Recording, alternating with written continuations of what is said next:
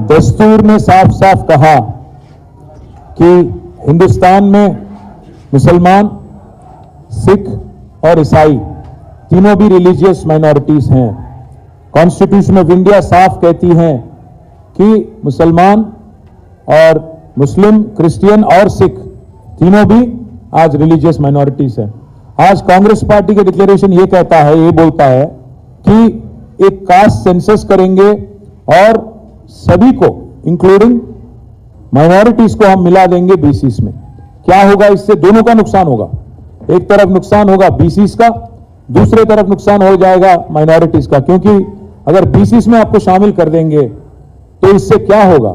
Ultimately ये होगा कि कोई अलग से माइनॉरिटी वेलफेयर डिपार्टमेंट नहीं रहता, अलग से माइनॉरिटी वेलफेयर का बजट नहीं रहता, माइनॉरिटी कमीशन नहीं रहता, और साथ ही साथ माइनॉरिटीज कॉर्पोरेशन भी सारे के सारे जब्त हो जाएंगे, सारे के सारे खत्म हो जाएंगे। ये आज कांग्रेस पार्टी का मतलब सोच है। कांग्रेस पार्टी का जो सोच है आज बीजेपी का आइडियोलॉजी से मिलता है। बीजेपी बार बार आज कह रही है पासमानदा मुसलमान, और लगता है कि कांग्रेस ने भी वही पन्ना, वही पेज आज निकाल के एक कोशिश कर रही है कि ताकि बैकवर्ड क्लासेस का और मुसलमानों का खास और माइनॉरिटीज का झगड़ा हो जाए। एक और मसला यह है इसमें कि एक मर्तबा, एक ही बार 2006-7 में एक बीसीई कैटेगरी क्रिएट किया गया, खास क्योंकि रिजर्वेशन देना था। बट इसका मतलब ये नहीं कि हर मुसलमान बीसीई में आता, बैकवर्ड क्लासेस में आता। ये नासमझी जो है कांग्रेस पार्टी की, ये जो मुझे नासमझी भी नहीं, ये तो मुझे लग रहा है कि कोई साजिश है कि दोनों के बीच में एक झगड़ा करने का। मैं इसलिए ये बात कह रहा हूं क्योंकि आज का कांग्रेस पार्टी का अध्यक्ष जो यहाँ पे है वो खुद बीजेपी से ताल्लुक रखने वाला आदमी है, आरएसएस आइडियोलॉजी में विश्वास रखने वाला आदमी है। तो इसलिए मैं कह रहा हूं ये जो डिक्लेरेशन बनाए, लगता है कि ये कांग्रेस ऑफिस में नहीं, बीजेपी के दफ्तर में बन के निकली बात।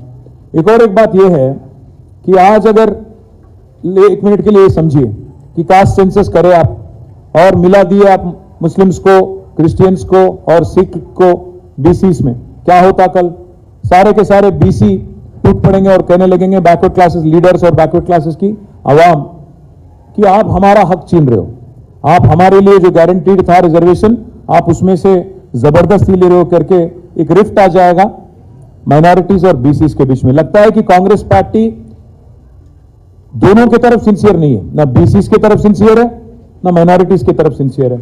एक बात है, हमें तो शक यही है कि आज कांग्रेस पार्टी जितना भी यहां पे वादा करी, अगर ट्रैक रिकॉर्ड देखेंगे आप तो इतना बदतर ट्रैक रिकॉर्ड है उनका।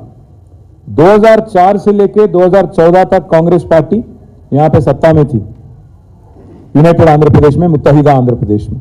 इसमें अगर उनका बजट आप देखेंगे 2004 और 5 में बजट था माइनॉरिटी वेलफेयर का 39 करोड़, जिसमें से 42% तेलंगाना का शेयर है। मतलब आप कम से कम 16-17 करोड़ था 2004-5 में। और आखिरी में 2004-5 से लेके 13-14 तक अगर आप देखेंगे आखिरी बजट था 509 करोड़ खर्चा किया गया, 509 करोड़ कुल मिला के पूरे मुत्तहिदा आंध्र प्रदेश में 23 जिलाओं के लिए, 23 अजलाओं के लिए।